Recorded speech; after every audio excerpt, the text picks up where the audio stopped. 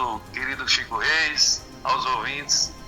Caio, chega a ser impossível, eu que sou viciado em rádio e ouvinte assíduo desse seu programa, começar o dia e me manter inerte, já pedindo desculpa aos ouvintes por surrupiar alguns minutos, que com certeza seriam melhor abrilhantados com vocês do que eu intervindo.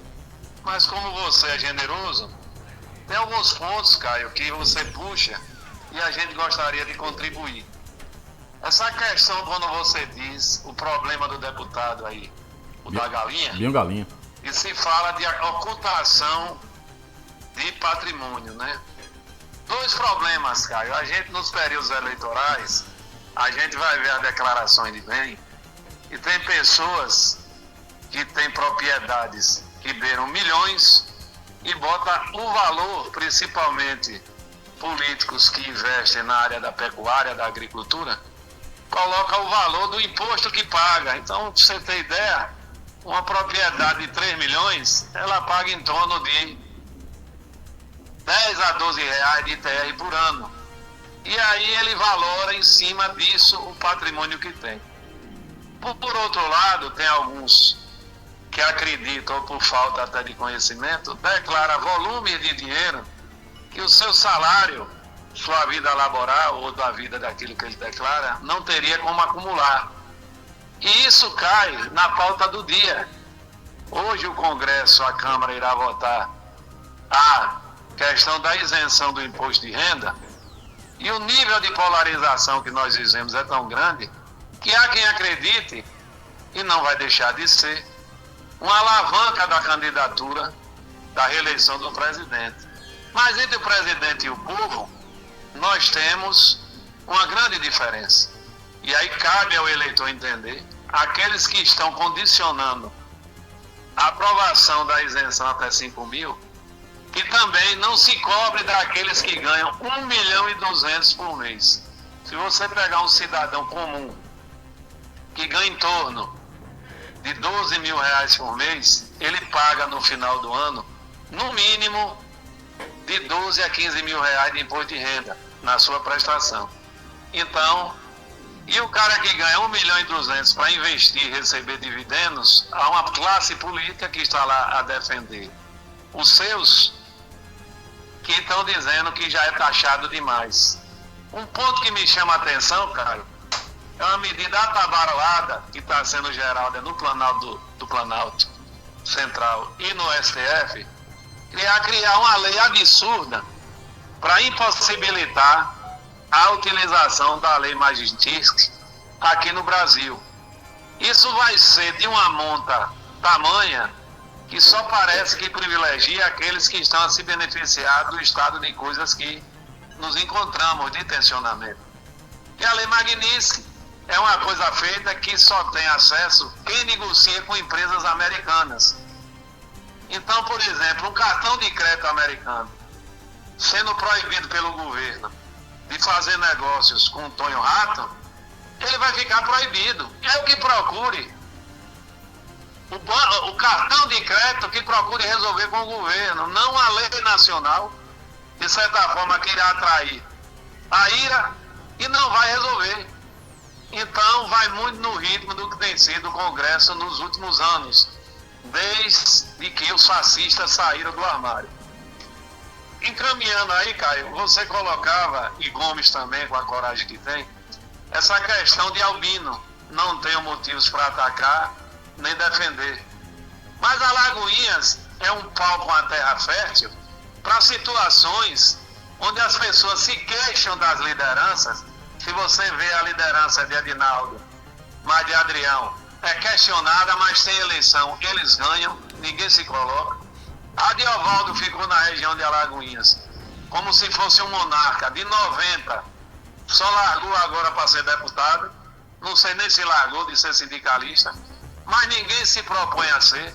O querido Benedito está à frente aí de instituições. Todo mundo se queixa, mas ninguém coloca que quer ser. O Gil Alagoinhas está na frente dos rodoviários, faz um belo trabalho, mas ninguém quer ser nesse. E assim é o Atlético.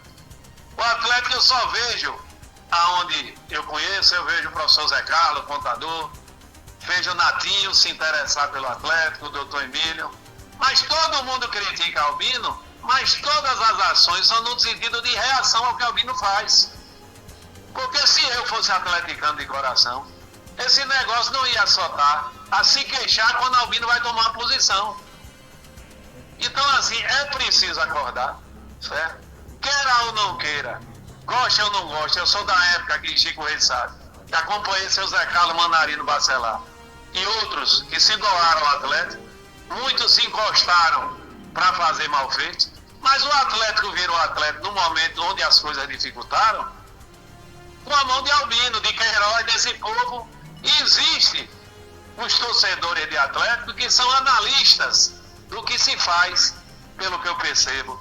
O Atlético brincando, tomou revelias em questões trabalhistas e na hora de falar, tem milhões de torcedores do Atlético que são advogados, mas na hora de trabalhar querem cobrar para fazer o serviço.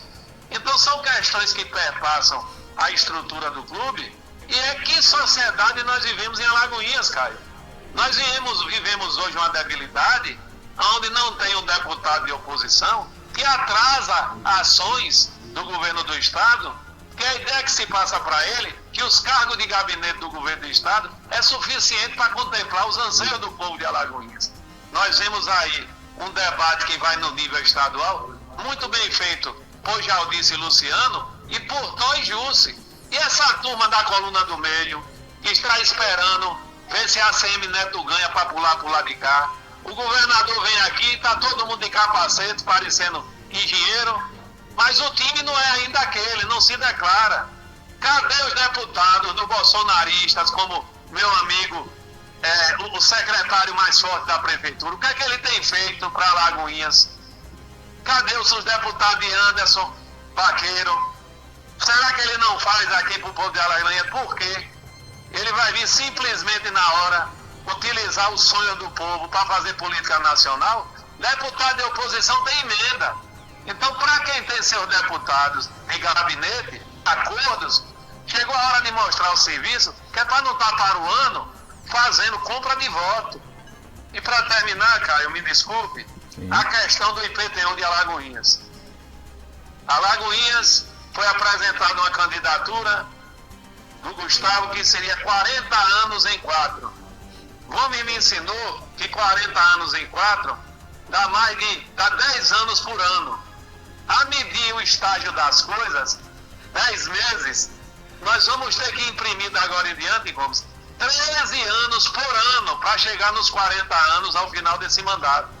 E como o Gustavo explicitou que o diagnóstico que ele fez não encontrou nada de grave, as coisas estão atrasadas, ele é quem tem que assumir. O secretário esteve aí da Fazenda a colocar muito bem a questão da evolução tecnológica em relação ao IPTU, e aí você coloca a tecnologia, você tem funcionário de prefeitura muito bem dispostos a atender, mas as decisões são atabaroadas. Ontem eu estive lá na secretaria ali de IPTU, e é uma vergonha o que estão fazendo com o povo, Caio.